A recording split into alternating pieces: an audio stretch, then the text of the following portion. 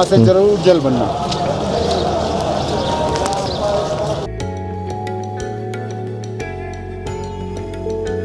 ಬರ್ತಕ್ಕಂಥ ನೀರನ್ನ ಡೈವರ್ಟ್ ಮಾಡುತ್ತೆ. ಸೊ ಅವಾಗ ಗುಡಿಗೆ ಜಾಸ್ತಿ ಎಫೆಕ್ಟ್ ಆಗಲ್ಲ.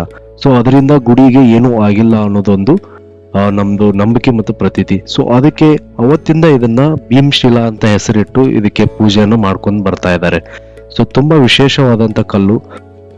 ಇದು ಬಂದಿರೋದ್ರಿಂದನೇ ಗುಡಿಗೆ ಏನೂ ಆಗಿಲ್ಲ ಅನ್ನೋದು ಒಂದು ನಂಬಿಕೆ ಇದೆ.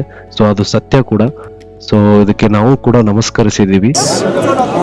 ನೋಡ್ತಾ ಇದ್ದಾರಲ್ಲ, ಡಿಲ್ಲಿ ಸೇಮ್ ಮೇಡಮ್